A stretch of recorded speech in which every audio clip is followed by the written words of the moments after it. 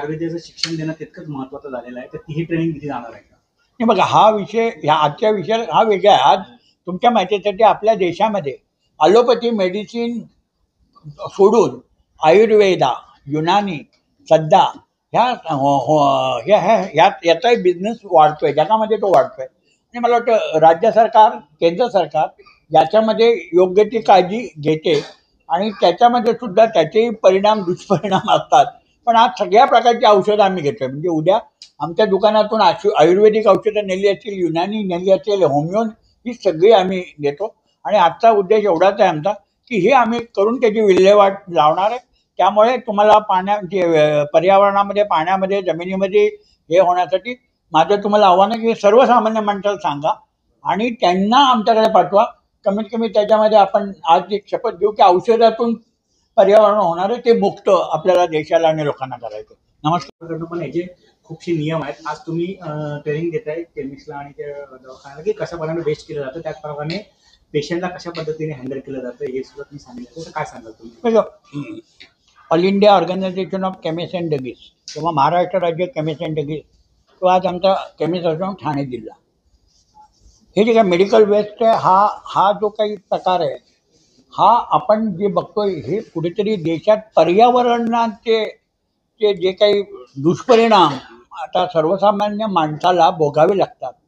आणि त्यामुळे निसर्ग आपल्यावर कोपू नये किंवा कुठल्या, आज आपण बघतो की कुठले तरी, जसं मध्येच करोना आला, सगळे लोक घाबरले, अरे आम्ही काय एक आपण मेडिकल रिलेटेड असल्यामुळे काही गोष्टी आम्ही कराव्यात, लोकांना सांगाव्यात. आणि याच्यात पहिला उद्देश आज जो काही मेडिकल वेस्टचा कार्यक्रम आम्ही घेतला, त्याच्यामागे पर्यावरणाचा जो असमतोल झालेला आहे आणि तो ज्या गोष्टीमुळे झालेला आहे ते करेक्शन करण्याचं काम आम्ही करतो आहे.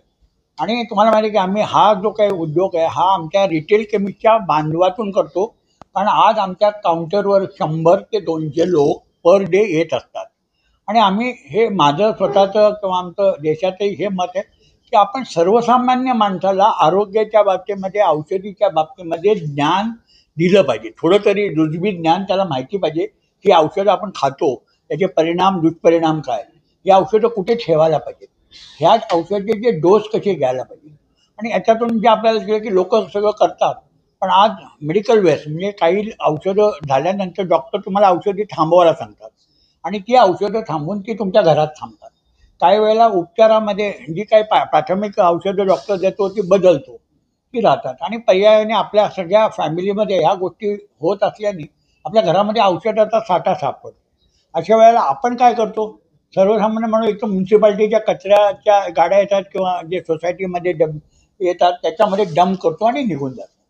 आता याच्यामध्ये किंवा काही लोक काय करतात ते कुठेतरी पाण्याच्या याच्यामध्ये, जसं आज गणपती जाऊन आपण तलावामध्ये, नदीमध्ये, समुद्रामध्ये बुडवतो आणि तसंच ते जाऊन तलावामध्ये पाण्याच्या जागी टाकतात. निर्माल्यसुद्धा तुम्हाला माहिती आहे की पाण्यात टाकलं जातं, जे आपलं पर्यावरणाला घातक आहे. तर याच्यामध्ये ही जी औषधं टाकल्यामुळे काय झालं आहे की आज जे काही औषधं आपण याला म्हणू की प्युअर वॉटर जरी असलं बाटलीमध्ये, आपल्याला वाटतं अरे हे प्युअर आहे, पण हे औषधं, पाणी हे प्युअर नाही आहे, ते केमिकलयुक्त आहे.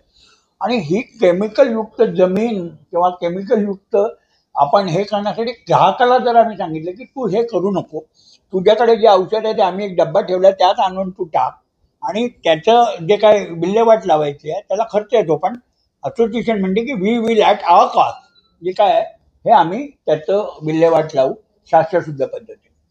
काही औषधाबाबत असं आहे की ती औषधं जसं स्टुराईड वगैरे ह्या दिल्यामुळे कुठेतरी नशा हे वाढेल, म्हणून त्याचा विल्हेवाट म्हणून ते लोकांना सांगतो की ह्याशी औषध तुम्ही फ्लश करा, जेणेकरून ती याच्यामध्ये जाऊन जाणं. पण आज काय होतं, मागाशी ज्या मॅडमनी सांगितलं की आपल्याकडे जे पाणी येतं त्याच्यातलं बाकी जगामध्ये इवन जे काही सांडपाणी आहे याचंसुद्धा शुद्धीकरण करून ते प्यायचं पाणी दिलं जातं.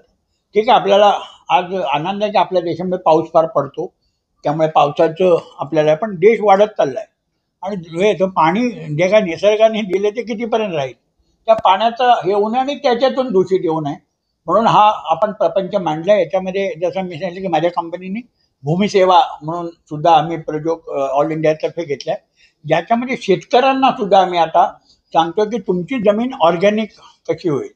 त्याच्यामध्ये खतांचा प्रकार हे वाढला, त्यामुळे ते ते अन्नधान्य जे तुम्ही खाता ते सुद्धा केमिकल युक्त असलं पाहिजे, मुक्त असलं पाहिजे. हा आपल्याकडं फुलं हे सुद्धा आज तुम्हाला माहिती आहे की आपण दूध पितो, पण आज म्हशींना किंवा यांना जे काही इंजेक्शन दिली जातात त्याच्यामुळे सुद्धा असं अनेक प्रकार आहेत. त्याचे मोठं धन्य. पण आम्ही म्हणू की आमचा